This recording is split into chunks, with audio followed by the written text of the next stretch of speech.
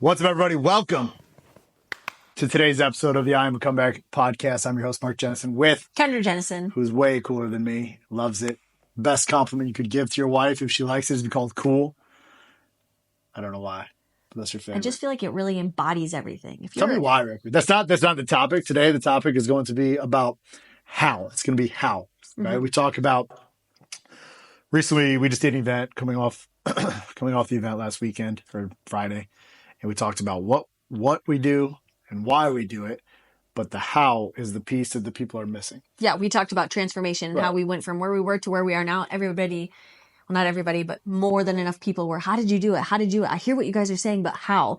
So we really wanted to break it down. We actually spent some time last night coming down with actual tangible takeaways for you guys to take actionable steps on things that you can absolutely do today to start transforming. Today, right now, actually. Now. And since we're short for time, so we got to leave this call and do another call. I'm just going to lay out the process of what we do called truth, right? TRUTH. That's the basis of our relationship. Without it, we have nothing.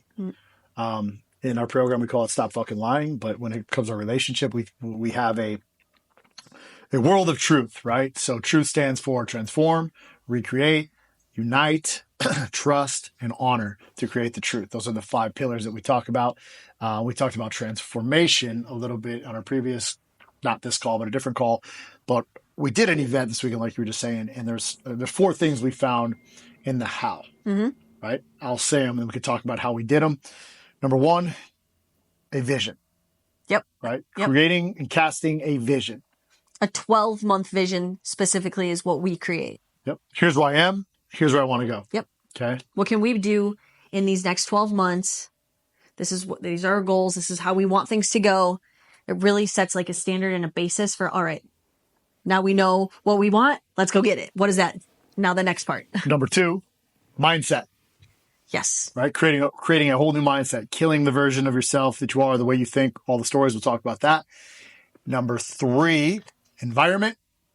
And number 4, physical body. Yep. Like those are the 4 how-tos that we've been able to, for us, like in the place of recreation over the years, that we really kind of broke it down. So I'll start with vision, then you could go to mindset if you want, because my mind's kind of crazy, but yours is always you're learning at a different rate, a faster rate than me right now, just because I think you're so new. Not new, you've been around for 6 years doing this, but now you're really kind of taking it and embodying it seriously. But the way that we do it every year is there's a vision that we want to create for 12 months. So we say typically in December, end of December, we get together. I spent like a week laying out like, what do I specifically want? I don't make, but I ask you, and you enjoy doing it. You go and you create a vision of what you want. So there's my vision, there's your vision, and there's the vision. Yes. Right. Which the vision is the vision that we're creating for each other. And inside of the vision, there's really only a couple different areas that matter to us. This is how our faith is going to look. This is how our finances are going to look. This is how our family is going to look. This is how our fitness is going to look. So we cast this thing, we create it. And I mean, one of the action steps that we do, not one of the action steps, but the action step that we do is we create a mission statement. Yep. Talk a little bit about that. Yeah. So like Mark just said, we cast ourselves a 12-month vision. It's layman's term is just what are our goals for the next year, and we think bigger and bigger each year. Anyways, the manifesto, or what did you call it? Yeah, we call it the manifesto. Yep.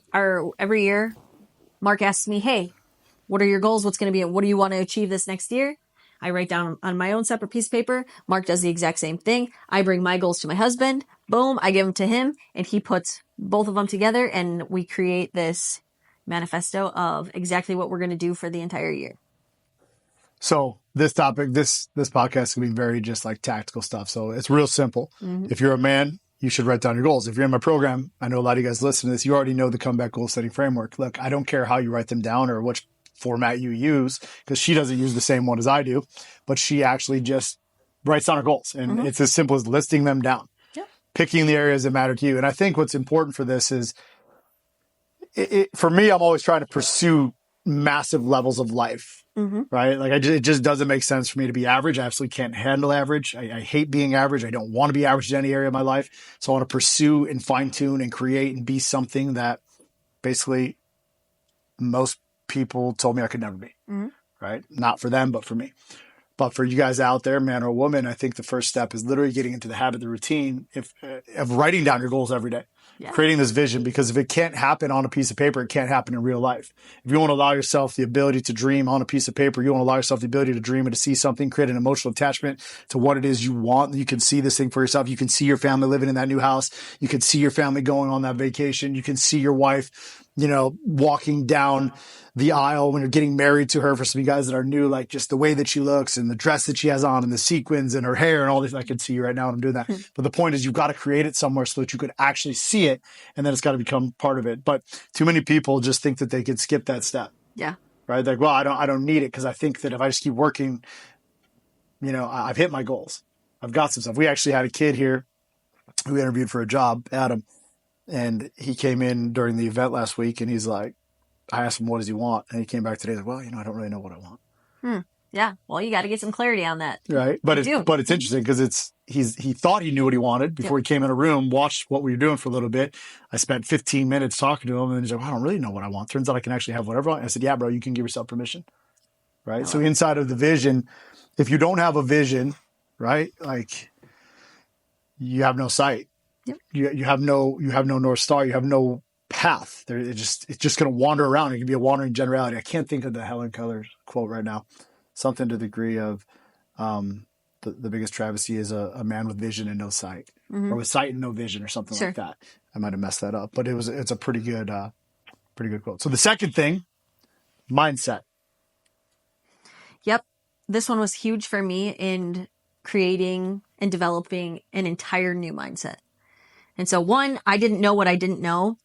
And so you opening my entire world up to, hey, you can give yourself permission. You can think this way. Hey, Kendra, you don't have to put yourself in a box. Hey, there's actually no rules when it comes to this. That was huge for me. And having to rewire and to do the reps over and over and over and over and over again to tell myself the new mindset, or to create the new mindset, to create the new stories, was definitely by far one of the biggest things I've done. It's difficult. It was difficult for me at first, breaking old self-limiting beliefs and old stories. It felt really inauthentic to me, and I didn't like the way that felt. A lot of people know I had a lot of like financial scarcity mindset when it came to that. I had labeled myself an atheist for 30 years. I had thought that I couldn't be a great mom and lead a fitness life all in one. Like, to me, when you helped me break away all those self-limiting beliefs and those stories and help me create an entire new mindset, that's really when I took off. Sure. So for me, the mindset's actually, it's even different. It's even different than that, because I've been at this for 9 years. So like at the level where I'm at, to recreate this version of me, for us to become who we are right now today, I actually had to deal with like things that aren't even mine. Sure. Yeah. That was huge right? for you. Like, I fully believe that there's no such thing as like a generational disease in alcohol or anything like that, but there's like these generational thoughts and these beliefs and these things that are imprinted and implanted inside of you, that if you think that this is how it's supposed to be, but then you question it, you're like, why do I even think this? So if I look back at, through all the medicine work, all of the journeys, all the self-development, all the constant just brainwashing, I've been actually breaking like grandfathers on grandfathers on grandfathers beliefs of who I actually am, when it's not even who I am. Yeah. And you want to know, I love that you're saying all of this. And one major key portion in creating an entire new mindset is self-awareness. Yes. You absolutely have to be self-aware of the way you're thinking, the way you're acting, your habits, your routines, because if you can't catch it, then you don't know what to fix. If I never would have been able to catch my scarcity mindset, if I never would have been able to catch or had self-awareness when it came to whatever it was, I never would have said, oh, okay, I have to catch this because I have to flip that now. I can't think this way. This isn't the way I'm thinking anymore. So I think that's a huge one. Or I know we had talked about, a huge one for me was wanting to become a master communicator and just being well-spoken. Yep. And I gave up Netflix at night, and now I read a book a week. Those flips, those switches I had to become self-aware. I know how many times at the end of the day people just want to, kick their feet up, put on Netflix and chill, or just relax. And I'm so fortunate I did. Reading is one of my favorite things ever. Sure. But my vision was, I wanted to be well-spoken. I wanted to be a master communicator. How do I do this? Okay, well, I have to give up Netflix. I have to get my nose in a book. I have to have a stronger vocabulary, so that's just another tangible thing I think is huge. Just being super self-aware of where you're at. Super self-aware of exactly where you're at. With radical honesty. And then committing to a completely different routine, committing to a completely different way of doing life sometimes. That brings us into the third one, which is the environment.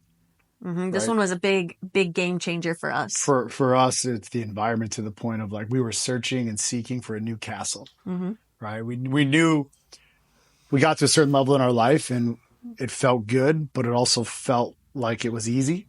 It was almost too easy. And then that brings comfort, and comfort brings complacency, and you start sliding, resting on your laurels, not pushing yourself. Yet a guy like me finds himself in a place where he's got to, if you're not pushing, then you got to create your own chaos. And if you're in your own chaos, you start messing up your life. Although I don't drink and do drugs and do that bad stuff, I just start rebuilding and blowing up my business, building it down, up, down, right? So it was just a massive mess.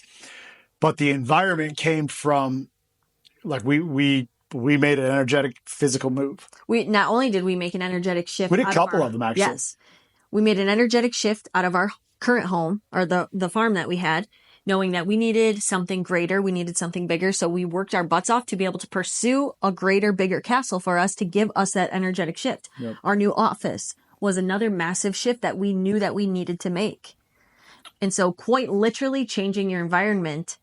And even on... Well, there's two other sides of it. Yeah. Two other sides, right? There's the environment of the people that you spend your time with. I was just going to say that too. Right? Your network actually matters. Updating and integrating new people into your life who are actually doing something, having role models or people that you look up to or aspire to be with or like, maybe not be, but be with or be like and do life with, was a big one. And then vacations. How we chose to vacation. Yeah. It was another massive shift for us. Because, some people listen to this thing. They're like, well, I can't go buy a new house. That's great. But you can go stay at an Airbnb in a different city for a weekend and see what it's like to live in that place and see what it does to you. It makes you feel different when you have to start a new relationship or conversation with people that you don't know, or you're going out trying some new things, or you're staring at the ocean when you normally stare at a farm field, putting yourself in a different place where the environment changes. Well, here's obviously there's levels and levels and levels to this, but before, great point on, you can only afford what you can afford, which is true. Even before we could afford what we have now, if we want to go down that way, Mark would look and he would find houses on Zillow, or he would walk past. We live on an amazing lake of multi-million-dollar mansions on the lake, and he would look and he'd be like, okay, how much is this house? Okay, this is an $8 million home. He went back, literally did some calculations, and was just figured out a math problem. It was like, okay, if I work this much and I can do this, this, and this, then I can be able to afford something to shift my family to get out of the environment I'm in to get into this one. Yep. So it didn't happen overnight. It was a continuous... I had to see a way. Yes, you had to see a way. I had to see a way. And although, like, we're in a complete different place now, at a time in my life, like, I want an 8, 10, 12, $15 million house. Now we're like, you know what? That seems silly. It seems a little silly, right? This couple $1 million house we're building here is going to be perfect for us. It's going to be the castle we want at 6,000 square feet. But we had to search and see what it was like to feel like what we thought it should feel like. Yeah. And then, like, even when we got on the lake, we're like, okay, well, this doesn't actually feel like we thought it was going to be. Yep. Right? So finding ways where you can shift your environment and put yourself in different conversations and different people. Now, there's definitely been some stuff in the lake life that we've all that's been great. Like, I'm not saying I don't love it. It's amazing, but it's not what I expected. On the outside looking in, I thought it was going to be something more than it was. Sure. And that's what's so wonderful about continuously chasing these new levels. If you can get to the spot where you finally reach that and you decide, hey, guess what? Maybe this isn't for me. Great. What's the next thing? What does the new thing look like? Yep. And that's what we did. And changing our environment just to seeing what's possible and pushing ourselves. And like you said, finding new people to surround ourselves with, going to a brand new gym, going to, changing your environment is huge. And then the fourth thing, since you just mentioned the gym, is your physical body. Yep. So that was a big one, big one for us. And it was recently. So I started out the year, since we're talking about this past year, with a ripped bicep. You did. Right? Literally couldn't do anything that I wanted to do. So looking back at creating the vision and then having to go through the path of the mindset, change the environment, and then build the body, I'll tell you guys that want to recreate yourself, like, even in the place that I was at, it was very difficult. So I cast the vision, but then I had a mindset where I got up every day and I was in pain. I couldn't lift. I couldn't do the things I normally did. It's probably mentally It tougher. was for mentally you. Yeah. fatiguing, right? I didn't want to go on. And some days like, I'm like, well, this sucks. This is stupid, but I can't go as hard as I can. I feel weak. But I kept going, and I had to change stories and just talk through it and work through it and push through it, although it was difficult. And then the environment, even when I'm taking you guys on trips. So here I am putting my family still on the vision because I wrote down what we're going to do.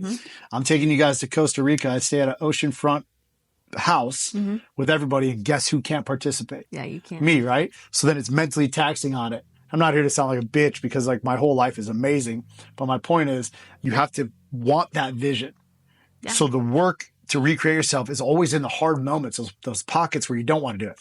I didn't want to do the work. I didn't want to sit there and watch you guys surf while I burnt my feet on the 110 degree sand and eating food and just felt lazy and lethargic and weak, right? And for me, for the fitness portion, recreating myself in fitness, I'd always been a super active, lift every day, exercise every day.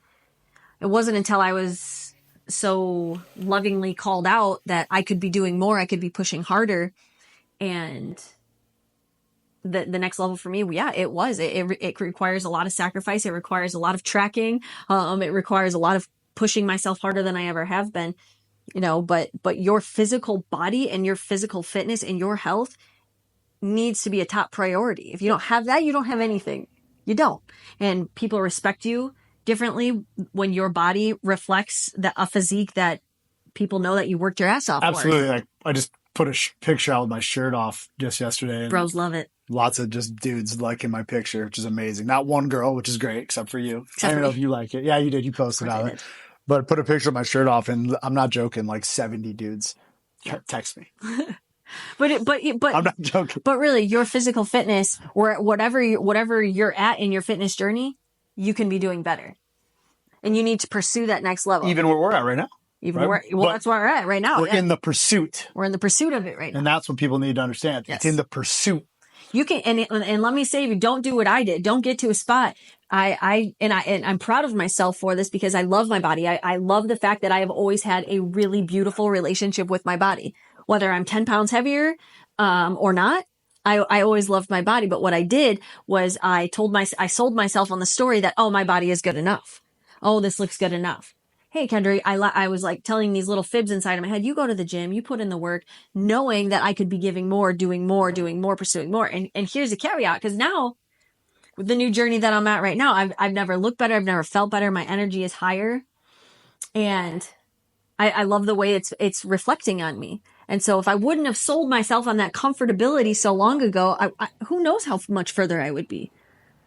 And so, that's what, again, what's cool about that though, with your physical body, like the human body is amazing.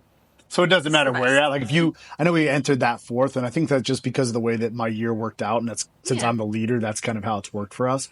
But like somebody listening to this thing right now, you can do that first. Like these are not in order of they're not necessarily in order by what I do think the vision is first. It needs to be. But I mean, if you can get mindset, environment, and your physical body simultaneously working together, it's going to change and shift faster in the pursuit of recreation. Yes. Recreation also means recreate. So slow down sometimes. Even for me on that part in the environment, I had to create an environment where Sunday I have 2, 3, 4 hours. And I took a little nap yesterday, right? I don't know how long it was, but allowing myself to just rest is even part of the recreation because I never did it. People are like, what are you doing?